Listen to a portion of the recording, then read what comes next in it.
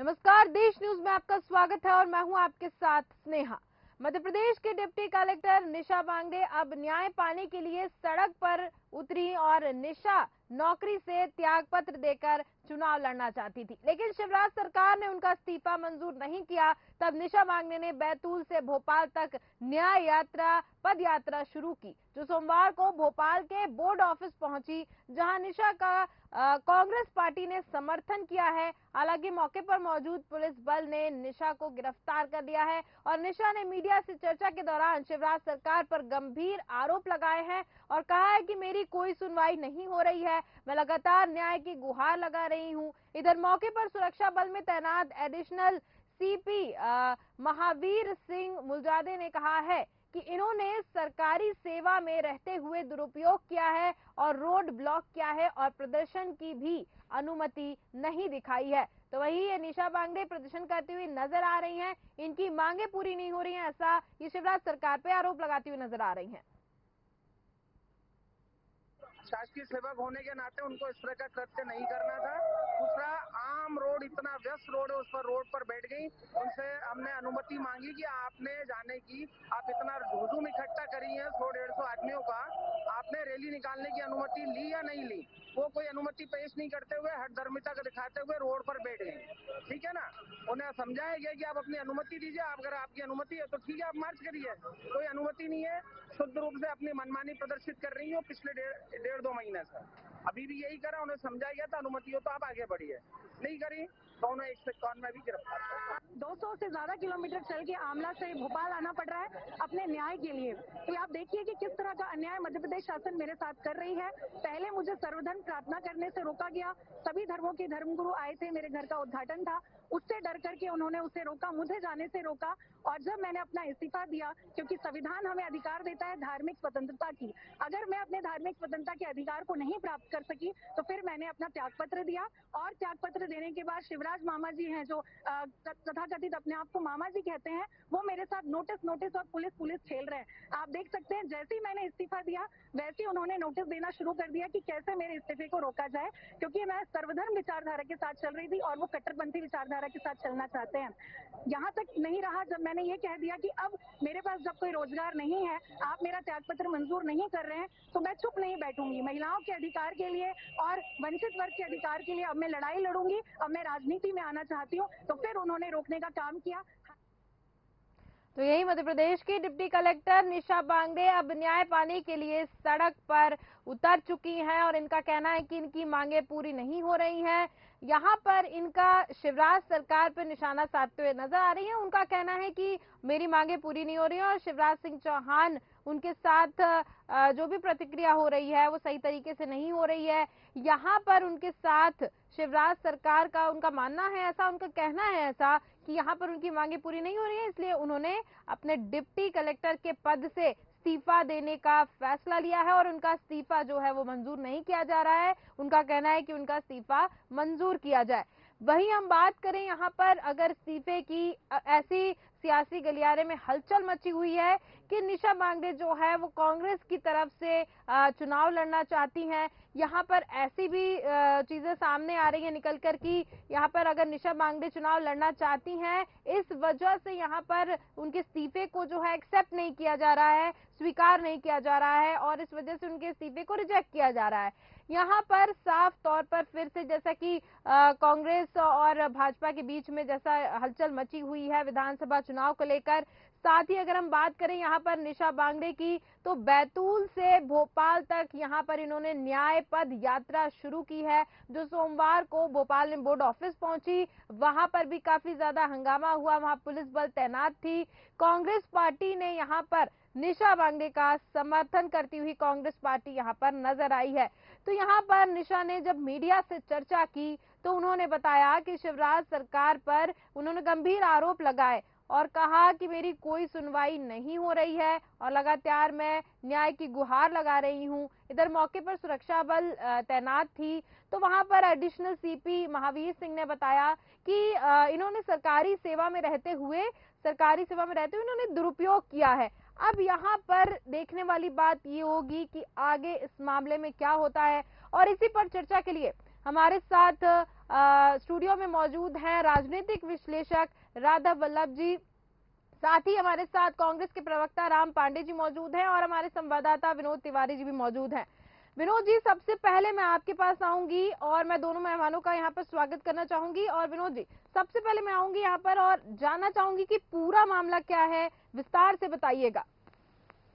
देखिए स्नेहा, मैं आपको बता दूं क्या है, ये निशा बांगड़े जो डिप्टी कलेक्टर की पोस्ट पे हैं और ये अपना जो है त्यागपत्र देना चाहती थी जी। और इनका त्यागपत्र मंजूर नहीं होता। इसके लिए कई बार ने मुख्यमंत्री से गुहार लाई और जो इनके वरिष्ठ अधिकारी उनसे गुहार लगाई, लेकिन जब इनकी सुनवाई नहीं हो रही थी उसके बाद इनने ये न्याय पद यात्रा का कदम उठाया और शिवराज हाउस तक उन्हें न्याय पद यात्रा निकालने की जो है कोशिश की। उनका ये उद्देश्य था कि मेरा त्यागपत्र जो है स्वीकार कर लिया जाए। लेकिन जब आज भोपाल उनकी मतलब न्याय पद यात्रा पहुंची तो बोर्ड ऑफिस पर पुलिस ने उनको रोक लिया। हालांकि पुलिस से काफी झूमाझटकी हुई, लेकिन इसके बीच में कांग्रेस ने उनको समर्थन दे दिया। कांग्रेस के जिलाध्यक्ष मोनू सक्सेना, तमाम कार्यकर्ता जो है बोर्ड ऑफिस चौराहे पे पहुंचे और वहाँ उन्होंने निशा बांगड़े का समर्थन कर दिया।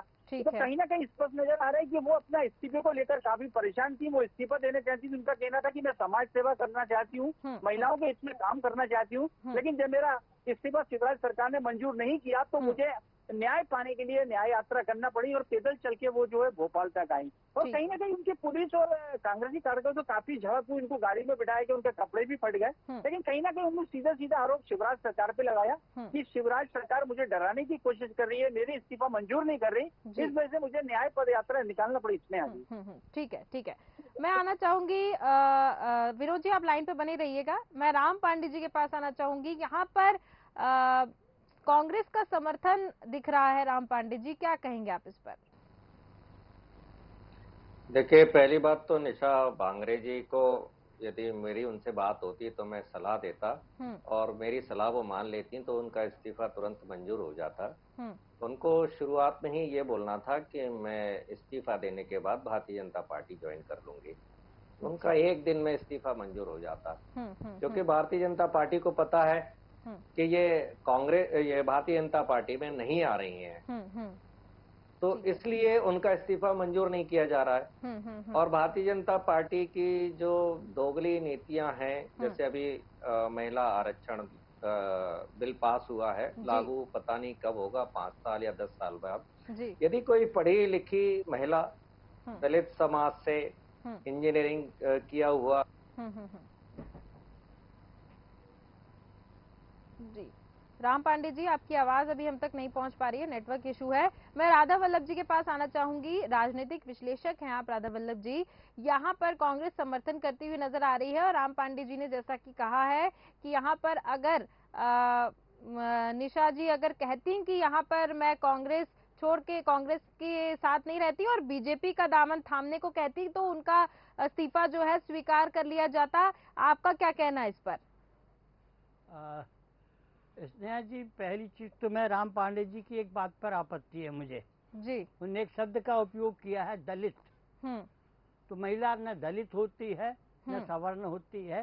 और अभी राज्यसभा और लोकसभा में हमारे यहाँ महिला विधेयक पास हुआ है, ठीक है, और उस विधेयक कानून का रूप ले चुका है। अब वो जब भी लागू हो तो पहली चीज तो ये मैंने अपना विरोध दर्ज कराया कि आप दलित का शब्द उपयोग मत कीजिए, पहली चीज। जी, दूसरी चीज मैं यहाँ ये कहूँगा कि जैसे निशा जी को अगर चुनाव लड़ना ही था तो इस्तीफा उनका नहीं मांगा लिया गया था। तो यहाँ मैं बीजेपी सरकार की आलोचना करूँगा।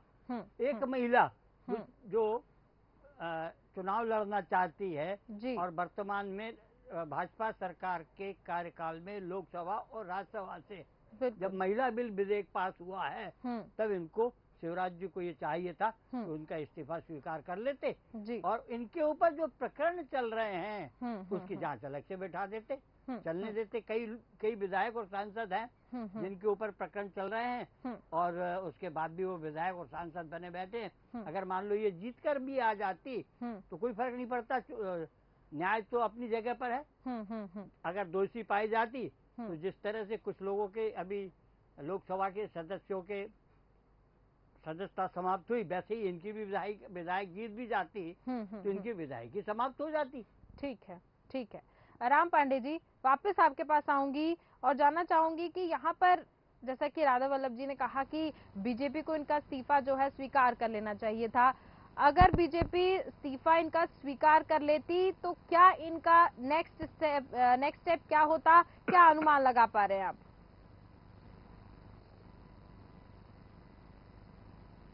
राम पांडे जी की आवाज बिल्कुल अभी हमारे तक नहीं पहुंच पा रही है। विनोद तिवारी जी, मैं आपके पास आऊंगी। यहाँ पर हमने देखा कि जैसे राम पांडे जी ने कहा कि अगर निशा जी अगर इस्तीफा जो है अगर उनको कांग्रेस ना छोड़कर यहाँ पर बीजेपी का अगर दामन थामती तो यहाँ पर उनका इस्तीफा जो है स्वीकार कर लिया जाता। क्या आपका क्या कहना है इस पे?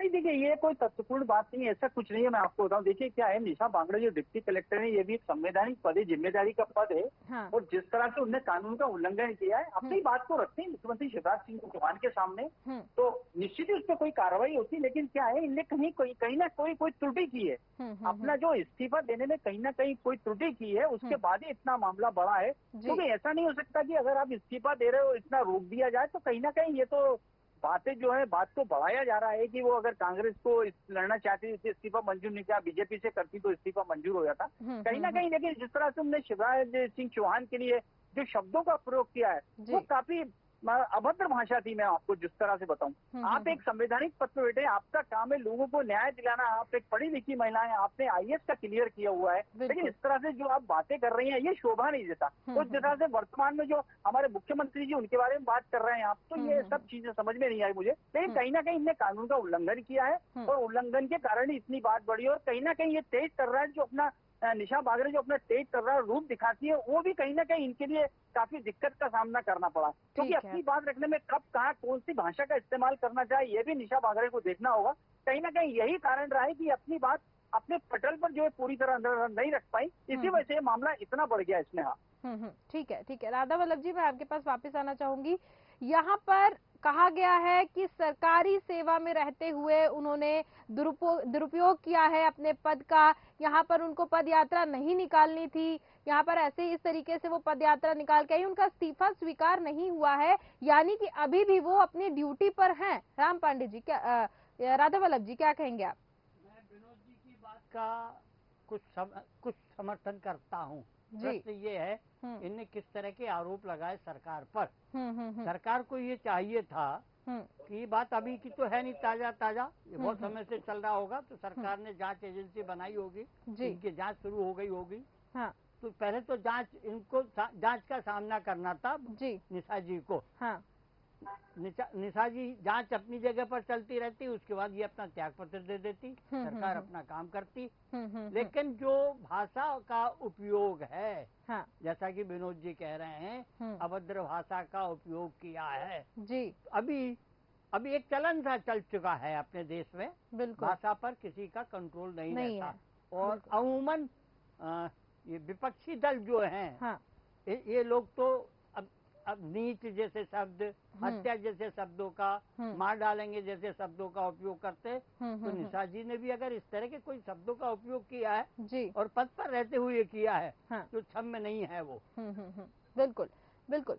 राधा वल्लभ जी, यहाँ पर एक और बात सामने निकल के आई है कि जैसा कि कांग्रेस, अभी राम पांडे जी जुड़े हुए थे, कांग्रेस प्रवक्ता, उनका ये कहना है कि यहाँ पर अगर कांग्रेस समर्थन करती हुई नजर आ रही है, यानी विपक्ष से ऐसी बातें सामने निकल के आई हैं कि यहाँ पर भारतीय जनता पार्टी को डर समाया हुआ है कि बीजेपी से अगर वहां पर प्रत्याशी घोषित हुए हैं, तो अगर निशा यहाँ पर कांग्रेस की तरफ से जाती हैं तो बीजेपी की सीट को वहां पर खतरा होगा।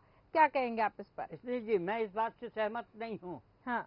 आम का पेड़ लगा और उसमें से केरी गिर रही है, हर आदमी उसको लपक के लेना चाहता है जी। जब कांग्रेस को ये लगा कि निशा जी का इस्तीफा मंजूर नहीं हुआ है, तो आइए, जब वो अपनी पद यात्रा पर है तो कांग्रेस ने उनका स्वागत क्यों किया? इसका मतलब है कि उनके सिर पर कांग्रेस का हाथ है और कांग्रेस ने उनको कहा है। अच्छा, प्रश्न ये दूसरा ये उठता है, ऐसा कुछ नहीं है कि निशा बागरे जी अपने क्षेत्र में इतनी पॉपुलर हैं जो चुनाव जीत जाएंगे। कारण जिस भी श्रेणी से वो आती हैं जी, लेकिन अगर आपके ऊपर आरोप है और ये आरोप जनता को मालूम है तो जनता आपको मत किसी भी कीमत पर नहीं देगी। ठीक है, विनोद तिवारी जी, मैं आपके पास आना चाहूंगी। यहाँ पर क्या लगता है आपको कि क्या कांग्रेस की तरफ से अगर निशा को यहाँ पर टिकट मिलता है, निशा जी को, तो क्या प्रतिक्रिया हो सकती है कांग्रेस की? क्या उनको टिकट मिलेगा? क्या भाजपा डरी हुई है, इस वजह से उनका इस्तीफा स्वीकार नहीं किया जा रहा है? ऐसी कुछ बातें सियासी गलियारों में चल रही हैं, कहाँ तक सच साबित हो रहा है इसमें?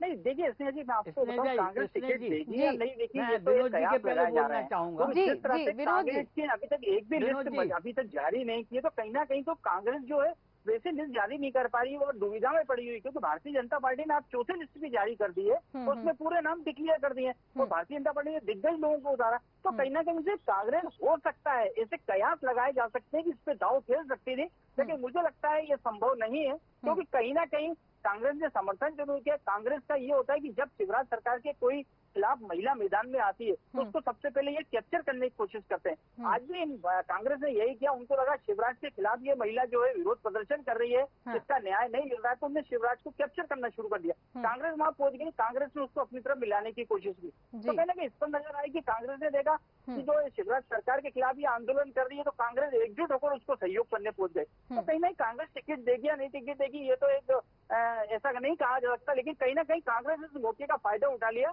कि एक डिप्टी कलेक्टर रैंक की महिला जो है शिवराज को घेर रही है, उसके साथ हो जाए, और कांग्रेस ने उसका समर्थन कर दिया। स्नेहा जी जी, राधा वल्लभ जी, आप कुछ कह रहे थे, अपनी बात पूरी करिएगा। मैं ये कहने जा रहा था कि वर्तमान स्थिति में जितने भी आपको चैनल्स और ये देखेंगे उसमें ये कहा जाता है जी बीजेपी डरी हुई है, डरी हुई कह के कि बीजेपी का डर और खत्म कर रहे हैं, और अपने आप को ये नहीं कह सकते कि डरे हुए हम हैं, जिनके अभी तक विधायकों के नाम फाइनल नहीं हुए हैं और बीजेपी ने अपने सारे नाम डिक्लेयर कर दिए हैं। बिल्कुल, इससे ये लगता है, इससे ये तो सिद्ध होता है कि डरा हुआ कौन है।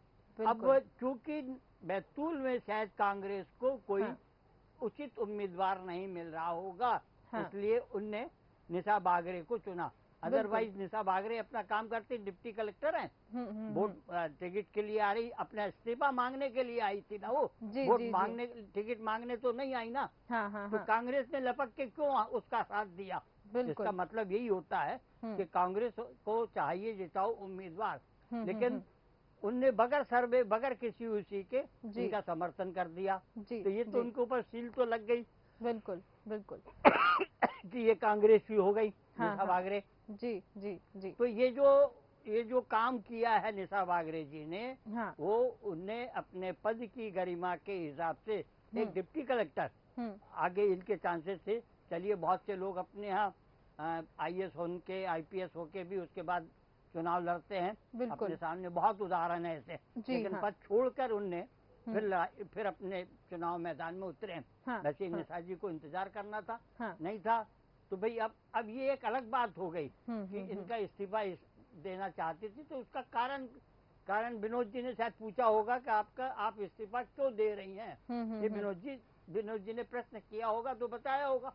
विनोद जी बताइए, आपने प्रश्न किया क्या उनसे? विनोद तिवारी जी, देखिए उनने, राधा वल्लभ जी, मैं आपको बता दूं, उनका ये कह रहा था कि मैं महिलाओं के हित में काम करना चाहती हूँ, महिलाओं के हित में वो काम करना चाहती है, इस वजह से वो इस्तीफा देना चाहती है। तो उसके लिए चुनाव में टिकट की जरूरत ही नहीं है। महिलाओं के लिए काम करना बहुत बड़ा हिंदुस्तान है, महिलाओं के लिए बहुत लोग काम करते हैं, कोई जरूरी है कि उसके लिए पद यात्रा होना? वहीं रह के अपनी ये महिलाओं के लिए काम करती है ना, जिस पद पर बैठी है उस पद पर भी ये महिलाओं के लिए काम कर सकती है। आपके सामने उदाहरण है मिसेस बुश का, ठीक है, उनने महिलाओं के लिए कितने काम किए, कितनी पुरानी बात है जी, ठीक है। IAS थी वो, मैं समझता हूँ शायद चीफ सेक्रेटरी से रिटायर हुई है वो जी, लेकिन वो महिलाओं के लिए काम किए, यही काम इनको भी करना था, निशा जी को। बिल्कुल, समाज सेवी बन सकती थी वो, ऐसा आपका कहना है? हाँ, समाज सेवी बन जाती ना, नौकरी छोड़ देती, लेकिन टिकट की ही दावेदारी क्यों, प्रश्न ये उठता है।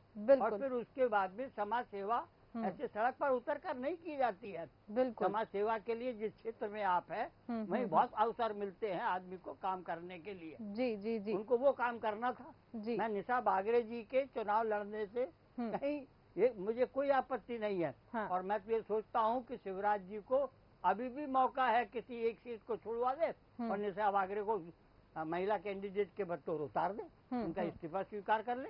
जी जी राधा वल्लभ जी, लेकिन वहाँ पे निशा बांगड़े जी का कहना है कि उनको छुट्टी नहीं मिल रही थी, अवकाश नहीं मिल रहे थे, इस वजह से यानी कि उनको ऐसी नौकरी नहीं करनी है जहाँ पर उनको अपने पर्सनल जिसको कहते हैं स्पेस नहीं मिल पा रहा है, वो छुट्टी नहीं ले पा रही है, इस वजह से वो इस्तीफा देना चाहती हैं, तो सरकार उनका इस्तीफा स्वीकार कर ले। उनका सिंपल यही कहना है। स्नेह जी, मैंने भी सरकारी नौकरी की है। हाँ। और आपके कई कारण होते हैं छुट्टी लेने के लिए। जी जी। EL है, CL है, मेडिकल लीव है जी। उसके बाद और भी कई तरह से छुट्टियां मिलती हैं जी। हाँ। इनको कहीं अपने जाना था, छुट्टी ले लेती, मनाही थोड़ी करती सरकार।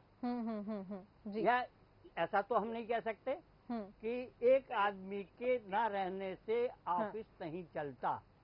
हमारे पास उदाहरण है देश में, पंडित नेहरू थे तब भी देश चला, लाल बहादुर शास्त्री जी आए उसके बाद भी देश चला, तो एक के बाद एक लोग गए हैं और देश चला है। उसी तरह से मध्य प्रदेश में सरकारें बदली है, मुख्यमंत्री बदले हैं, लेकिन प्रदेश चला है।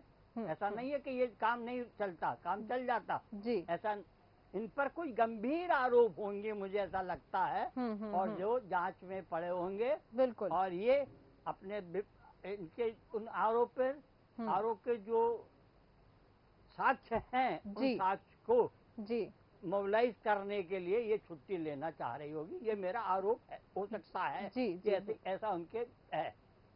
जी जी, हो सकता है। विनोद तिवारी जी, मैं आखिरी प्रतिक्रिया आपसे लेना चाहूंगी कि यहाँ पर क्या आगे की क्या प्रतिक्रिया होती है सरकार की, क्या हो सकती है, उनका इस्तीफा स्वीकार किया जाएगा या फिर और सरकार कुछ ठोस कदम उठा सकती है इनको लेकर? नहीं, देखिए मैं आपको इसमें भी एक चीज बता दूं, अगर जिस तरह से निशा बागड़े का कहना है कि मैं महिला सशक्तिकरण के लिए काम करना चाहती थी, तो वो तो पत्र देते हुए महिलाओं के लिए समाज सेवा कर सकती थी। हाँ। उनको चुनाव के मतलब न्याय पद यात्रा निकालना नहीं थी। और कहीं ना कहीं ये पद तो ऐसा था कि इसमें जी खोल के मुख्यमंत्री शिवराज सिंह चौहान भाई किसी क्षेत्र में जाते हुए उनकी ड्यूटी लगती होगी। वो देखते हो कि मुख्यमंत्री जी महिलाओं के लिए कितना सम्मान कर रहे हैं, महिलाओं के लिए बराबर आरक्षण दे रहे हैं, लाडली बहन की योजना का लाभ दे रहे हैं। तो कहीं ना कहीं महिलाओं को इनको ऐसी क्या इनको जो मतलब सहयोग करना था, महिलाओं की सेवा करना चाहती थी, जो सरकार नहीं कर पा रही। लेकिन अब सवाल उठता है कि अपने नियम का दुरुपयोग करके रास्ते में जो है आधा रोड रोक दिया और सरकारी पद पे रहते हुए इन्हें दुरुपयोग किया। तो कहीं ना कहीं इसलिए यदि मैं आपको बता, इन पे बड़ी कार्रवाई होगी, क्योंकि अब मामला जो है इनको जेल पहुंचा दिया गया है और वहाँ अब ये न्याय प्रकरण चलेगा और न्यायालय डिसाइड करेगा इनको क्या जो है इनको मतलब सजा दी जा सकती है, क्योंकि अब ये न्यायालय के अधीन हो गया है, क्योंकि जेल भेज दिया गया है इनको। अब जो कुछ होगा आगे वो कानूनी कार्रवाई की जाएगी, लेकिन स्पष्ट जो CSP थे उन्होंने बोल दिया है कि इनने जो है कानून का दुरुपयोग किया है, इन्हें कोई जानकारी, इनने कोई परमिशन नहीं ली है, जिसके कारण ये रोड रोक रही थी। तमाम चारों तरफ से जो है आवागमन अवरुद्ध हो गया था, तो कहीं ना कहीं स्पष्ट नजर आ रहा है कि इन्हें कोई परमिशन नहीं ली थी और इन्हें पद पे रहते हुए कानून का दुरुपयोग किया है। तो कहीं ना कहीं कुछ धाराएं ऐसी इनको लगेंगी जिनका इनको जवाब देना मुश्किल पड़ेगा कोर्ट में। इसने ठीक है राधा वल्लभ जी, मैं आपके पास आना चाहूंगी। यहाँ पर मैं ये जानना चाहती हूँ कि यहाँ पर सरकारी पद का दुरुपयोग हुआ, यहाँ पर शब्दों का भी दुरुपयोग हुआ, इनको गिरफ्तार किया गया है, आगे की प्रक्रिया क्या हो सकती है? मैं प्रशासन की प्रक्रिया भी आपसे जानना चाहूंगी, अनुमानित आपका क्या अनुमान है?